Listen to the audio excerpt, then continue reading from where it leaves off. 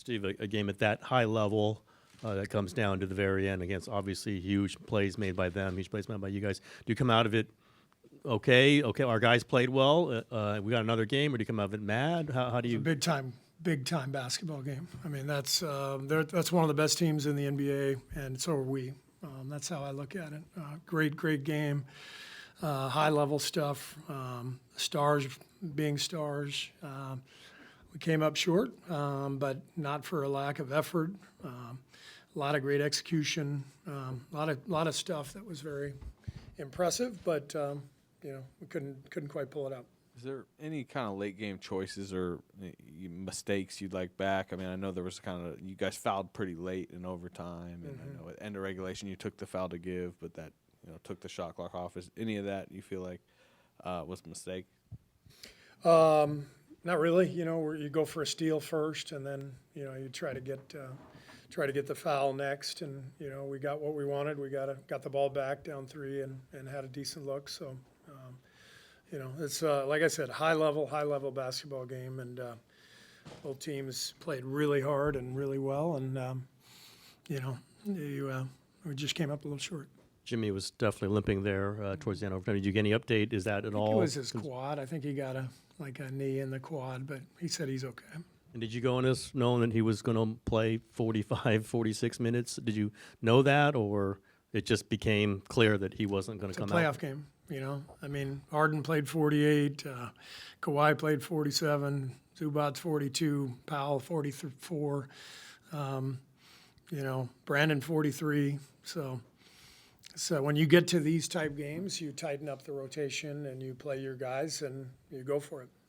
And was that a direct result that Jonathan's not going to play if the guy he usually subs in for isn't going to come out of the game very much, or was there other reasons why Kuminga did not play tonight?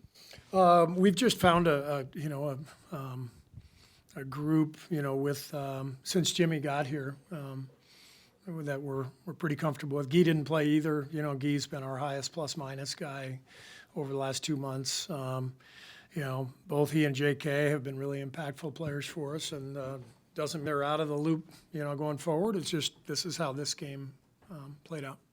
Steve, how hard is it to offset a minus 17 rebounding deficit there, and what are the ways you can do it if it's possible even?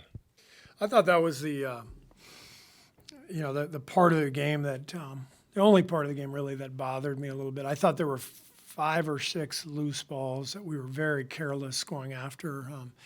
One hand, I think Moses had one where he just loose ball and he tried to retrieve with one hand. A couple times ball was on the floor. We tried to bounce it instead of going in, and it's a great lesson. We'll show those, those clips and remind the guys that the ball is gold. The ball is everything, and so we've got to do everything possible to secure the loose balls and the rebounds. How much of that is Zubac's size? Because, I mean, I think in the 4 games you guys played him, he averaged like 16 rebounds a game.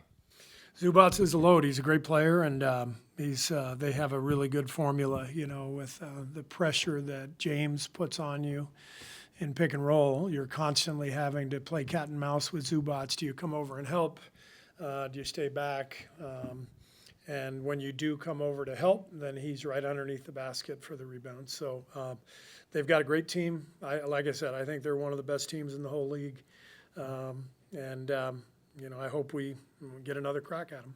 You have to very quickly kind of shift your mind. I think you play 2 days from now against Memphis. Early thoughts on that? And, Memphis, a different team, but came in here and beat you in the play-in game a few years ago. I guess how urgent do you feel, getting that 7 seed?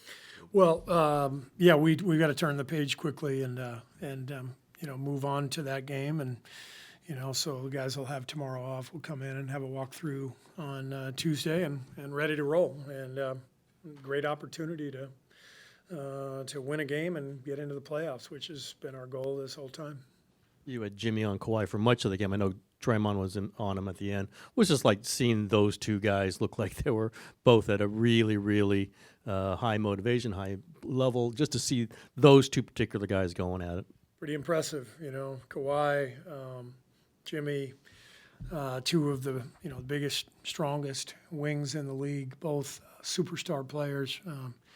James obviously had a monster game. Steph had a monster game. It's just incredible basketball. Really amazing to watch both teams play. I mean, talking about Steph and James, like, does that kind of give you kind of flashbacks from your playoff battles, you know, in the 2010s and whatnot? Yeah, I mean, I until you asked it, I wasn't thinking about any of that. But yeah, James has been in the league forever. He's a great player and always an amazing challenge to try to slow him down. Steph got through today. It looked like healthy, but how concerned are you about his thumb and also that he now will not have those days to rest and you have to turn around really quick? Well, that's what makes Tuesday's game really important. Is if we can take care of business, then we will have 4 or 5 days before the first playoff game. So, yeah, I'm not worried about Steph. I mean, sore thumb, and he goes 7 for 12 from 3 and 36 points. So Steph is Steph. You guys talked a little bit about getting back into an offensive rhythm after the last game in order to win today and also just make a deep playoff run. Did you like what you saw tonight? Was Loved it a little bit better direction? 119 points, against one of the best defenses in the league. We turned it over a little bit too much, but, they have a lot of long, athletic guys and Zubats in the paint.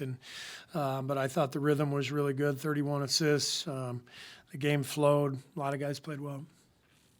Steve, before his injury, it seemed like a lot of things were running through Jimmy, as they often do. But how do you view the way he played? And it seemed like this was a sort of snapshot of playoff Jimmy, as they say. I liked how Jimmy played. Did you? Did you like the way he played? I mean, he's an alpha. He's out there and he wants the ball and he wants to get to the foul line, and you can just throw him the ball. You don't even have to run any offense. You just have to get spaced, and what a luxury that is. So 30 points, 9 assists, 1 turnover. I mean, this guy, total stud. Coach, given the history of your team in the play-in and then understanding how hard they had to play tonight, still came up short, how do you feel going into Tuesday with just one day in between today and then to get prepared? Good, bad, indifferent, from your perspective as a coach? The play-in games actually don't exist. There's no record of any play-in games. The stats don't count. I don't remember anything about being in the play-in game in the past. It vanished from thin air after they happened. It is what it is. It's been great for the NBA, and it's exciting. It creates a race within the race, and so this is what it is, and we got to go take care of it. As the regular season concludes, what do you think about Draymond's body of work for potentially Defensive Player of the Year? Oh, I think Draymond is the Defensive Player of the Year. I can't imagine him not winning at this point. Just what I witness every single night, the incredible versatility of his defensive game and how powerful his brain is. He's an amazing player, and he's had a great year. I think he should win it. I am a little biased, though. Thank you. Sorry. What was the conversation with Kuminga like when you told him he wasn't part of the rotation tonight?